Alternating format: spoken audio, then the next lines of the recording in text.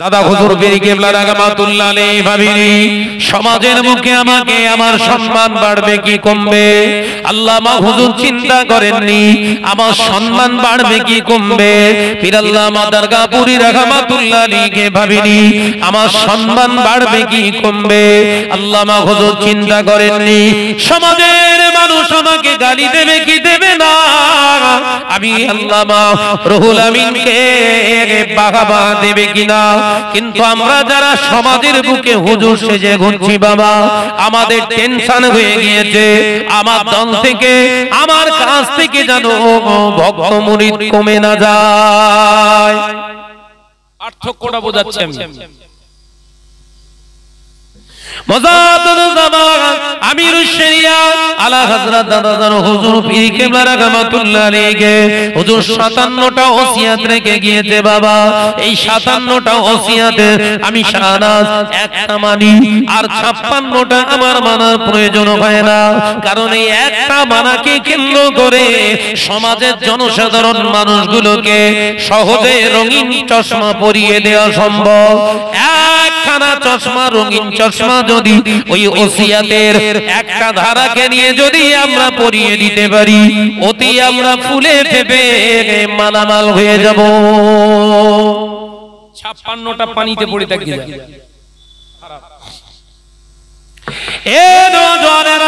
যুবকেরা ছেলেরা বাচ্চারা কান খুলে শুনে রেখে দি আল্লাহ কোরআনের জন্য জানিয়ে দিলে ইয়া আইয়ুহাল্লাযীনা আমানু হে আমার বিশ্বাসী সম্প্রদায় বান্দারা আমি আল্লাহ তোমাদেরকে জানিয়ে দিলাম পৃথিবীর জমিনে তোমরা যারা আমার প্রতি ঈমান এনেছো আমি আল্লাহ তোমাদেরকে জানিয়ে দিলাম উদখুলু তোমরা দাখিল হয়ে যাও প্রবেশ করো সিলমিকা আফা ইসলামের ভিতরে পরিপূর্ণ রূপে।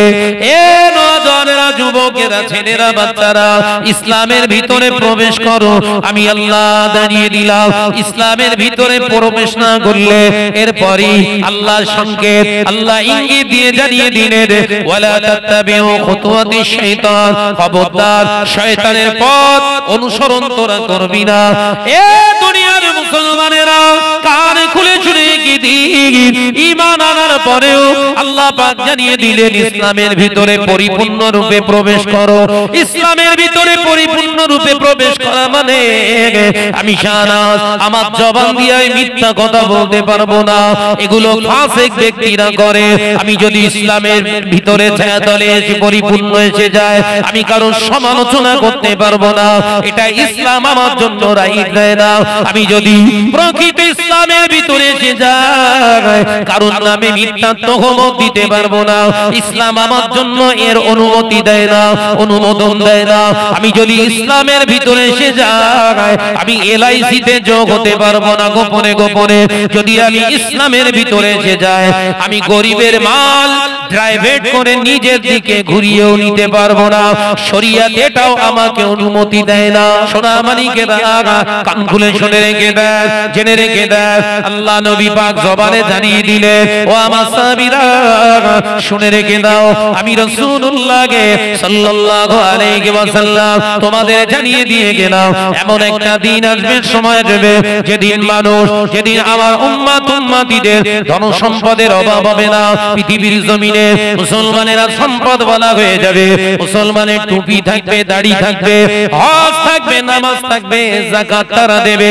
ও আমার সাহাবারা শুনে রেখে দাও, জেনে রেখে দাও মসজিদ ভর্তি মুসল্লি দেখতে পাওয়া যাবে, ঈমানদার খুঁজে পাওয়া যাবে না।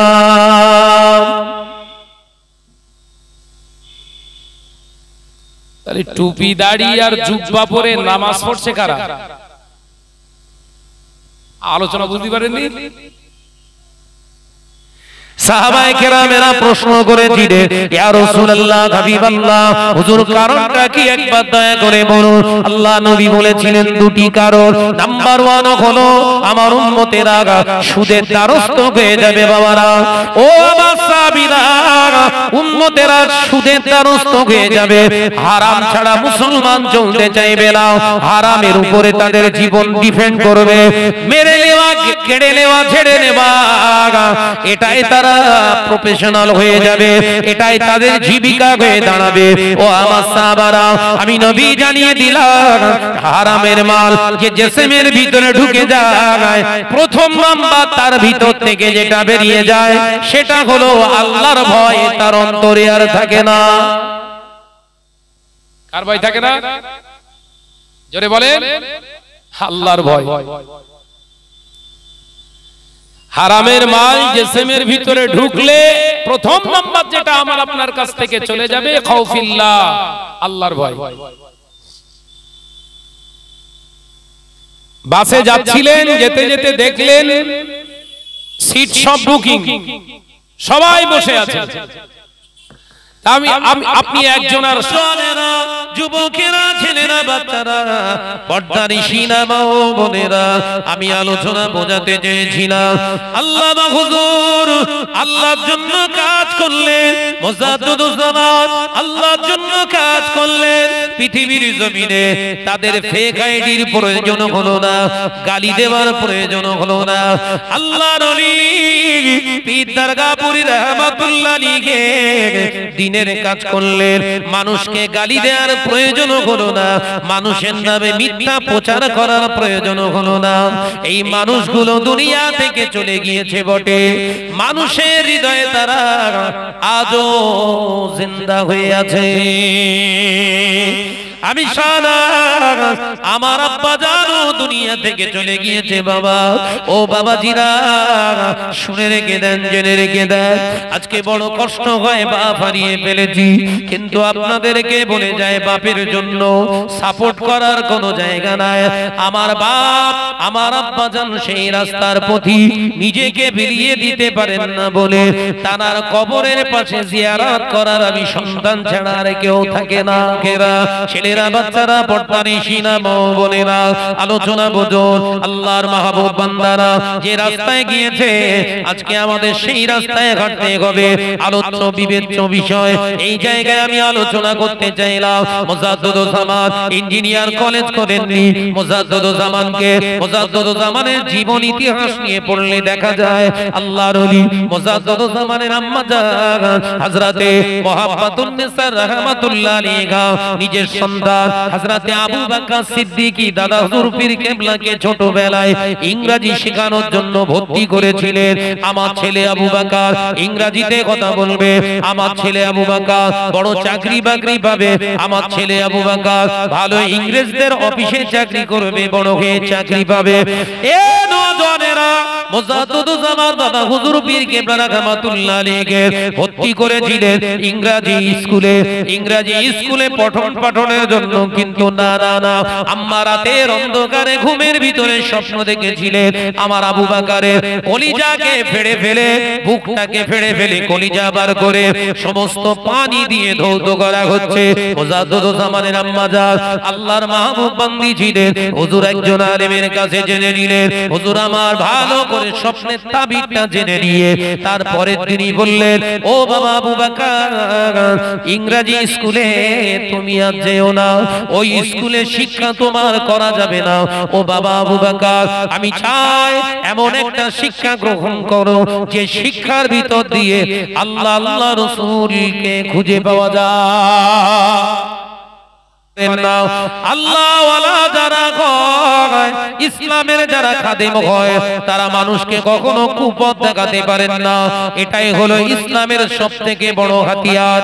এ নওজওয়ানেরা, যুবকেরা, ছেলেরা, বাচ্চারা, পর্দানিশিনা মা ও বোনেরা, আজকে মুসলমানদের ভিতরে এই অবক্ষয় অধঃপতনটা নেমে এসেছে। আজকে মুসলিম সমাজে দেখা যায় কোন মুসলমান ঘরে ছেলেরা যদি জলসাতে এই খুব সুন্দর লাইটিং প্যান্ডেল করে, এক শ্রেণীর বক্তার গায়েতে জলম ধরে যায়, এগুলো ফজুল খরচা হচ্ছে।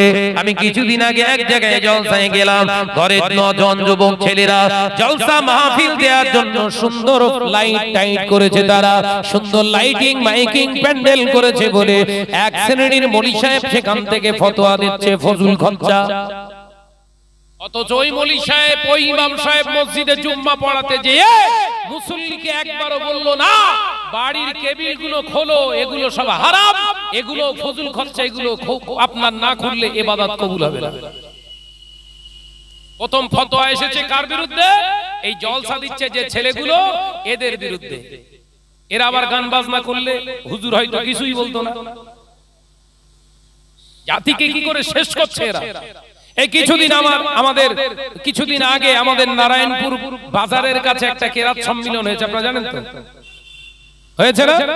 নারায়ণপুর বাজারের উপরে, বাজার থেকে একটু পেরিয়ে গিয়ে একটা মাঠে কেরাত সম্মেলন, কারীদের নিয়ে সম্মেলন করেছে। সেখানে বিভিন্ন দেশ থেকে, ইরাক, ইরান থেকে কারী এনেছে। বহু টাকা অর্থের প্রয়োজন খরচ করেছে তারা। মাশাআল্লাহ, লোক মনোমুগ্ধকর তেলাওয়াত শুনেছে। এক শ্রেণীর মৌলভী সাহেবের রাগ হয়, মানে কোরআন শুনলেও তা ওরা। কথা বুঝতে পারছেন না? এমন ভাবে কারীরা কেরাত তেলাওয়াত করলো, কোরআন তেলাওয়াত করলো, সুন্দর কারিয়ানা, তাদের কণ্ঠস্বর, তাদের পড়ার ঢং খুব সুন্দর, শুনলে জানটা ঠান্ডা হয়ে যায়। অথচ প্রশংসা এলো না। এক শ্রেণীর মৌলভী সাহেবের মুখ দিয়ে বেরোচ্ছে এসব সব বেকার হয়ে গেছে। অথচ এই সমস্ত মৌলভী সাহেবদের কাছ থেকে আমরা ওয়াজ শুনেছিলাম, আল্লাহর কোরআন আলিফ লাম মিম এই তিনটি হরফ কেউ যদি একবার তেলাওয়াত করে আলিফ, তার নামায়ে আমলে আল্লাহ 10টা নেকি দেয়। একবার জোরে বলুন না সুবহানাল্লাহ। কেউ যদি মিম উচ্চারণ করে তার নামায়ে আমলে 10টা নেকি, কেউ যদি লাম উচ্চারণ করে তার নামায়ে আমলে 10টা নেকি। শুনেছেন না শুনেননি? শুনেছেন না শুনেননি? যিনি তেলাওয়াত করছে আর যিনি শুনছে উভয় সওয়াব নামায়ে আমলে আল্লাহ তাদের দান করে। একবার জোরে বলুন সুবহানাল্লাহ। অথচ আজকের আধুনিক প্রযুক্তির মৌলভী সাহেবের মুখ থেকে শোনা যাচ্ছে ওই কোরআন তেলাওয়াতের মজলিসটা বেকার হয়ে গেছে। একথা ঠিক না ভুল? জোরে বলে। এরম বক্তব্য সমাজে অহরহ কেন দিচ্ছে, কেন বলছে? ওয়াল্লাহু ইয়ালাম, আল্লাহ বেহেতার জানে। উদ্দেশ্য কি? আল্লাহ বেহেতার জানে। তবে আগামী দিন জাতিকে সচেতন হতে হবে। জাতি এখনো পর্যন্ত নিজেকে বিমূঢ়তার ভিতরে, অন্ধকার আচ্ছন্নের ভিতরে নিয়ে ঘোরাফেরা করছে। এখনো জাতিকে সজাগ হবার সময়, সজাগ হন, নইলে আগামী দিনে আরো ক্ষতি হবে। এখন তো শুধু প্রমাণ দিলাম 95% হারামের দ্বারস্থ হয়ে গেছে। যে সমাজে মাওলানার কোনো অভাব নেই, যে সমাজে মুফতির কোনো অভাব নেই, মুফতি তো সব ছড়াছড়ি। এই কথা বলছেন না কেন? যে সমাজে আলেমের হুড়ুহুড়ি, মুফতির ছড়াছড়ি, কারীদের ভেড়াভিড়ি, বিরাট জলসার হুড়ুহুড়ি, বিরাট মসজিদ তৈরি করার কম্পিটিশন চলছে, মাদ্রাসা তৈরি করার কম্পিটিশন, প্রতিযোগিতা চলছে। সেই সমাজে এত আলেম, হাফেজ, ওয়াইজিন, এত বক্তা, এত হাজি, কারি, এত বড় বড় হুজুর থাকার পরেও সেই সমাজ হারাম রাস্তা থেকে নিজেদেরকে ফেরাতে পারলো না, বরঞ্চ গলা পর্যন্ত উঠে গেছে হারাম। তারপরেও আমি শাহনাজ দাবি করবো আমার মতো ভালো আর কেউ নেই। আমার আলোচনা বুঝতে পারেন? দাদা হুজুর পীর কেবলা একই খেদমত করে গেলেন, দাদা হুজুর সেই একই খেদমত করে গেলেন, দাদা হুজুর একই কিতাব পড়ে গেলেন, আল্লামা হুজুর একই আপনার খেদমত করে গেলেন, আল্লামা হুজুর একই কিতাব পড়লেন। সেই কিতাব পড়ে সেই খেদমত আল্লাহর দরবারে কবুল হয়ে হারাম উৎখাট হলো মুসলমান সমাজ থেকে। আর এই একই কিতাব পড়ে একই আলেম হয়ে সমাজে ওয়াজ করলাম, হারামে সয়লাভ হয়ে গেল। তাসির বুঝতে পারছেন না? ওই জন্য আব্বাজান মেজলা হুজুর পীর কেবলা বলতেন, বাবা ঘোড়া আর গাধা দেখতে একই রকম। আব্বাজানের কাছ থেকে মুখ থেকে শুনেছি আমি, আব্বাজান বলে ডাকতাম, তাই আজও বলি। বাংলা আসামের হাজী মুফতি আজম মেজলা হুজুর পীর কেবলা বলতেন, বাবা ঘোড়া আর গাধা দুটো দেখতেই একই রকম লাগে, কিন্তু দুজনের কাজ কিন্তু আলাদা। এও বহন করে, এও বহন করে, দুজনের দায়িত্ব কিন্তু দুটো আলাদা।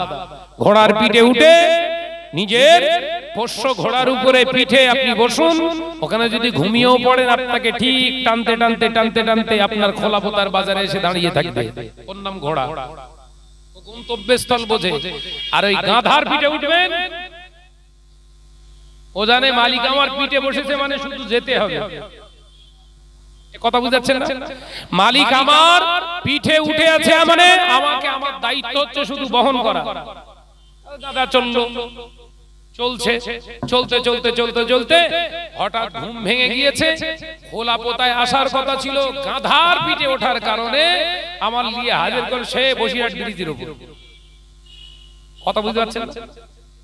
ঘোড়া আর গাধা, এই ঘোড়া আর এই গাধা দুটো পশু, দেখতে এক, কর্ম এক, শুধু বোঝার তারতম্যের জায়গা আলাদা। পৌঁছে দেওয়ার দায়িত্বে একজন অটল আর একজন হলো। এটাই হলো আমাদের জীবনে সবথেকে বড় খারাপই এনে ফেলেছি। যে ওই জন্য হুজুর কেবলা বলতেন, বাবা মলি সাহেব সবাই, আলেম সবাই, যাত্রার পেছনে ছুটো না। হুজুর কেবলা বলতেন, যাত্রার পেছনে ছুটো না, যাকে তাকে পীর বলতে যেও না, যাকে তার যাত্রার হাতে বায়াত গ্রহণ করতে যেও না। টানতে টানতে বলে ওই গভীর জঙ্গলে ছেড়ে দেবে। ভাইরা আমার, নওজওয়ানেরা, যুবকেরা, হযরতে খাজা বাকি বিল্লাহ রাহমাতুল্লাহ আলাইহির কথা মনে পড়ে গেল। আল্লাহর ওলি হযরতে খাজা বাকি বিল্লাহ রাহমাতুল্লাহ আলাইহি হুজুর আমার মেহমানদারি করতেন, মেহমানদের না খাইয়ে নিজে কোনোদিন খেতেন না। আল্লাহর মাহবুব বান্দা হযরতে খাজা বাকি বিল্লাহ রাহমাতুল্লাহ আলাইহি হুজুর আমার যত ভক্ত মুরিদ তানা ভালোবাসার মানুষ আসতেন, বাড়িতে মেহমান আসতেন, যত সাধ্য চেষ্টা করতেন মেহমানদারি করার। এ নওজওয়ানেরা, যুবকেরা, ছেলেরা, বাচ্চারা, আল্লাহর মাহবুব বান্দার দরবারে দুইজন মেহমান এসেছে। বাড়িতে গেলেন, মহলের ভিতরে হুজুর গিয়ে নিজের বিবিকে জিজ্ঞাসা করেন, ও আমার বিবি গো, খাবার কিছু আছে, মেহমানদারি করব। ভিতর থেকে আওয়াজ আসে, ওগো স্বামী, ওগো আমার স্বামী, শুনে রেখে দেন, জেনে রেখে দেন, আজকে যে খাবারটা আছে কেবলমাত্র আপনার আর আমার জন্য। দুইখানা রুটি আমাদের আছে, দুইখানা রুটি, রুটি ছাড়া আর বাড়িতে কিছুই নাই। হযরতে খাজা বাকি বিল্লাহ রাহমাতুল্লাহ আলাইহি মুচকি হেসে বললেন, আলহামদুলিল্লাহ, ওই দুটো রুটি আমাকে দাও, আমি ওই দুটো রুটি দিয়ে মেহমানদারিটা সারি। একবার জোরে হবে না? বাড়িতে মেহমান এসছে, রাগ নয় খুশি। যেদিন মেহমান আসতেন না খাজা বাকি বিল্লাহ রাহমাতুল্লাহ আলাইহি, মনে মনে টেনশন পড়ে যেতেন, চিন্তায় পড়ে যেতেন, আল্লাহ বোধহয় আজকে আমার জন্য মেহমান কবুল করিনি, কেন করিনি, এই টেনশন হতো। একবার জোরে হবে না সুবহানাল্লাহ? আর আমাদের বাড়ি মেহমান আসলে আমাদের রাগ হয়। এই কথা ঠিক না ভুল? জোরে বলে। যে কোন ভিখারি যদি দুপুর বেলা এসে বলে আমার দুটো আল্লাহর রাস্তায় খেতে দেন না, আসার সময় পেলে না, কথা বলছেন না কেন? আসার সময় পেলে না, যখন তখন এসে যাইতে হবে। খবরদার এটা করবেন না। যে আমার নওজওয়ানেরা, যুবকেরা, হযরতে খাজা বাকি বিল্লাহ রাহমাতুল্লাহ আলাইহির দরবারের সামনেই একজন হালুয়াওয়ালা, মিঠাইওয়ালা, মিষ্টি বিক্রি করতেন। হুজুরের হাতে মুরিদান। হুজুর কেবলাই শুকনো রুটি দেবে খেতে, এইটা নিয়ে খুব টেনশন করছে। আমি মেহমানদারি শুধু রুটি দিয়ে করব কি করে? রুটি তো নিয়ে চলে এলাম। একটু এদিক ওদিকে ঘোরাঘুরি করছে। এই দোকানদার, হালুয়াওয়ালা, মিঠাইওয়ালা দূর থেকে দেখলেন আমার পীর ও মুর্শিদ বড় টেনশনে আছে। এ নওজওয়ানেরা, হযরতে খাজা বাকি বিল্লাহ রাহমাতুল্লাহ আলাইহির ওই মিঠাইওয়ালা মুরিদটা টুক টুক টুক টুক করে চলে গেলেন, হুজুরের কাছে গিয়ে সালাম দিলেন, হুজুর আপনি টেনশন করবেন না, মেহমানদারি করার জন্য আপনি টেনশনে আছেন বোধহয়। হুজুর আমার এই মিঠাইগুলো নিন, আপনি এই মেহমানদারিটা সেরে নিন। একবার জোরে বলুন না সুবহানাল্লাহ। পীরের ভিতরের চিন্তা, অনুভবটা মুরিদ অনুভব করছে। হুজুর আমার খুব খুশি হয়ে গেলেন, আলহামদুলিল্লাহ, নিয়ে এসো বাবা। সঙ্গে সঙ্গে মিঠাই নিয়ে মেহমানদারিটা সেরে নিয়ে তানাদের বিদায় দিলেন। দিয়ে হুজুর চিন্তা করছে, আমার ভিতরের অভাবটাও জানলো কি করে? একবার জোরে বলবেন না সুবহানাল্লাহ। আমাদের তো টাকা পয়সা আসলেই হয়ে যায়, কথা বুঝতে পারছেন? জি, হযরতে খাজা বাকি বিল্লাহ রাহমাতুল্লাহ আলাইহি টুকটুক করে দরবার থেকে বেরিয়ে হালুয়াওয়ালা মুরিদের কাছে এসে বললেন, বাবা ও আল্লাহর বান্দা, তুমি একবার আমায় বলো আমার আজকে যে মেহমানদারিতে অসুবিধা হচ্ছিল কি করে তুমি জানলে? আল্লাহর মাহবুব বান্দা মুরিদটা বলেছিলেন, হুজুর আপনার চেহারাটা আমি দেখছিলাম, আপনার সুরাতটা আমি দেখছিলাম, অন্যদিন আপনার সুরাত থেকে একটি খুশির আভাস আমি পাই, কিন্তু হুজুর আজকে আপনার চেহারা থেকে সেই আভাস আমি পাই না। অর্থাৎ আপনার জিসমের আপনার সুরাতের ভিতরে কিছু যেন অভাব লক্ষ্য করছিলাম। তাই মনে করলাম হয়তো আপনি মেহমানদারি করতে পারছেন না, সেই জন্য আমি মিঠাই আপনার কাছে নিয়ে গেলাম। আল্লাহর ওলি হযরতে খাজা বাকি বিল্লাহ রাহমাতুল্লাহ আলাইহি বলেছিলেন, ও বাবা মুরিদ, আজকে আল্লাহ পাক তোমার দিয়ে যতটা আল্লাহ পাক আমাকে খেদমত করিয়ে নিয়েছে, তুমি আমার কাছে অবশ্যই দাবিদার। আমি তোমাকে একবার বলি বাবা, তুমি শোনো, তুমি আমার কাছ থেকে কি চাও বলো? আল্লাহ চাইলে আমি খাজা বাকি বিল্লাহ তোমাকে দেব। একবার জোরে বলুন না সুবহানাল্লাহ।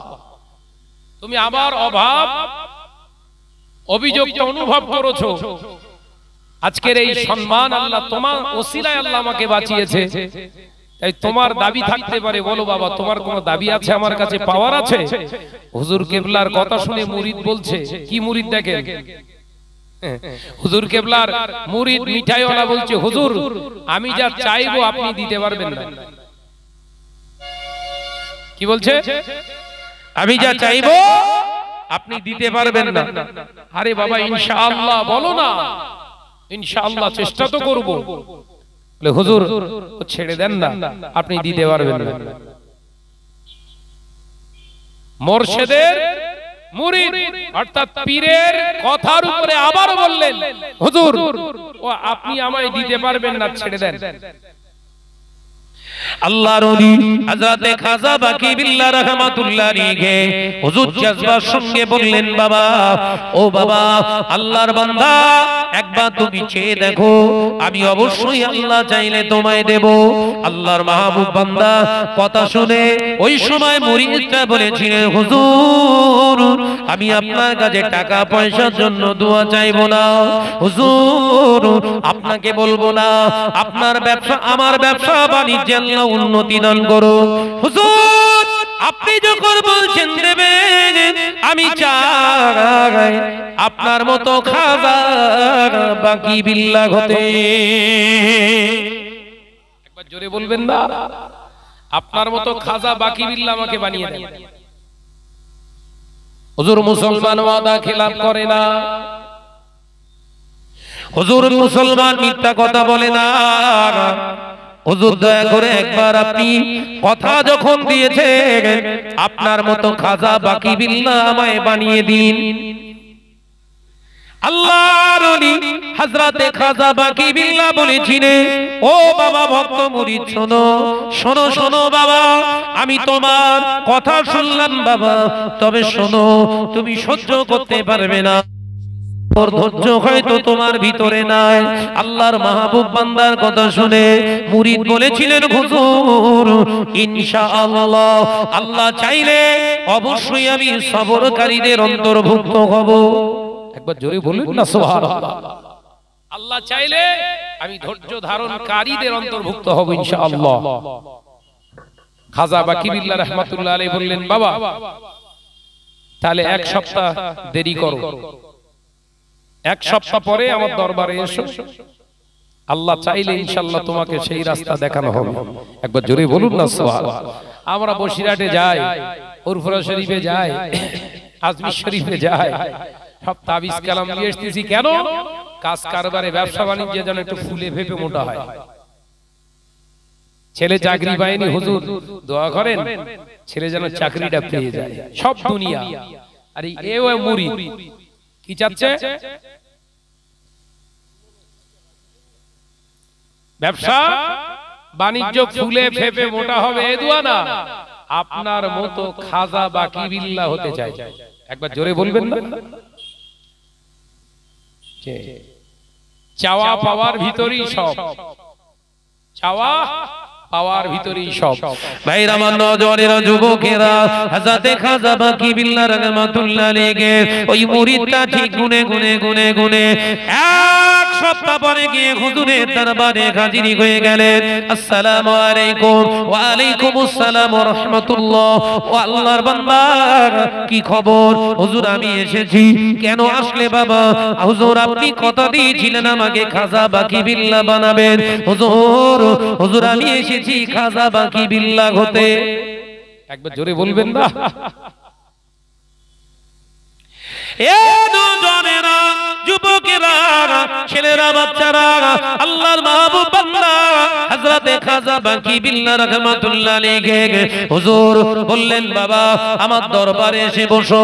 হুজুর দরবারে বসিয়ে দিয়ে নিজের গায়ের ওড়নি হাজি রুমালটা মাথার উপরে ফেলে দিয়ে বললেন, বাবা চোখ বন্ধ করো, চোখ দুটো বন্ধ করো। চোখ দুটো বন্ধ করলেন। আল্লাহর মাহবুব বান্দা হযরতে খাজা বাকি বিল্লাহ রাহমাতুল্লাহ আলাইহি হুজুর আমার কিছুক্ষণ হুজুরের হাজি রুমালটাকে মাথার উপরে চাপা দিয়ে বললেন, বাবা। কিছুক্ষণ পরে মাথা থেকে হাজি রুমালটা সরিয়ে নিয়ে বললেন, বাবা এবার চোখ দুটো খোলো। আল্লাহর মাহবুব বান্দা চোখ দুটো খুলতে বললেন। সাথে সাথে যখন চোখ খুললেন দেখলেন দরবারে আর বসে নাই, গভীর জঙ্গলের ভিতরে বসে আছি।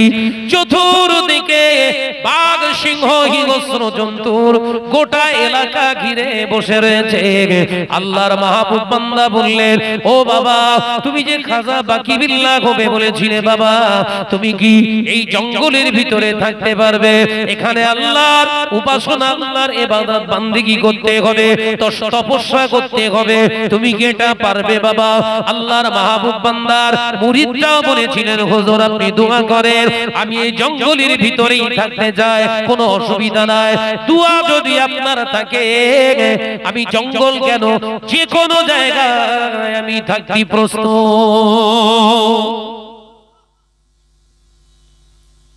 খাজা বাকি বিল্লাহ রাহমাতুল্লাহ আলাইহি বললেন, বাবা এইখানে থাকো, যেদিন তুমি খাজা বাকি বিল্লাহ হয়ে যাবে এই পশুগুলো তোমাকেও সম্মান করবে। একবার জোরে বলো, তুমি যে খাজা বাকি বিল্লাহ হয়েছো ওটা তোমার আর বলা লাগবে না, সমাজের মানুষ তোমাকে বলে নেবে। একবার জোরে বলো, একবার জোরে হবে না? আপনারা কাহিনী শুনেছিলেন না, নিজের জানাজা নিজে পড়িয়েছিল? ওরা ডাহা মিথ্যে কথা বলে। নিজের জানাজা নিজে পড়ায়নি, এই আসল রহস্য বলে দিচ্ছি। হযরতে খাজা বাকি বিল্লাহ রাহমাতুল্লাহ আলাইহি হুজুর আমার দেখতে পাওয়া যায় এক সময় হুজুর ইন্তেকাল হয়ে গেলেন। ইন্না লিল্লাহি ওয়া ইন্না ইলাইহি রাজিউন। আল্লাহর মাহবুব বান্দা ইন্তেকাল হয়ে গেলেন। এ নওজওয়ানেরা, ইন্তেকালের আগে হযরতে খাজা বাকি বিল্লাহ রাহমাতুল্লাহ আলাইহি হুজুর বলেছিলেন নিজের সন্তানদেরকে, এলাকাবাসীকে ওসিয়ত করেছিলেন, আমার জানাজা যেন তেন মলি সাহেব, হাবেজ সাহেব যেন না পড়ায়। আমার জানাজা সেই ব্যক্তি পড়বে যে আর 40 বছরের ভিতরে তাহাজ্জুদের নামাজ কাজা না। আমার জানাজার ইমাম হবে কে? 40 বছরের ভিতরে যার তাহাজ্জুদের নামাজ কাজা নেই। এখন ভাই ইন্তেকাল করেছে আর এইরকম একটা ওসিয়ত, এইরকম একটা নসিহত দিয়ে গেছে, এ পাবে কোথায়? অপেক্ষা করছে ইমাম আর খুঁজে পায় না। বড় বড় আলেমে দ্বীনকে জিজ্ঞাসা করছে, আপনার তাহাজ্জুদের নামাজ হবে না, হুজুর আপনি চলুন, হবে না, আমার কাজা আছে। কিন্তু আমাদের মতো সব হুজুরদের বললি 5 ওয়াক্ত নামাজ পড়ি আর না পড়ি বলবেন অসুবিধা নেই, পড়ে দিচ্ছি। কথা বুঝতে পারছেন না? কারণ ভেতরে তো আল্লাহর ভয় বলে কি জিনিস নিত। আমাদেরকে কেউ যদি এখন বলে যে জানাজা নামাজটা হুজুর আমার আব্বা বলে গিয়েছিল যেন হাক্কানি আলেম একজন মুত্তাকি নামাজি জানো আমার জানাজা পড়ায়, উনি ওসিয়াত রেখে গেছেন, নসিহত রেখে গেছেন হুজুর, সেরকম এই তুই টেনশন নিচ্ছিস কেন, চ আমি পড়িয়ে দিচ্ছি।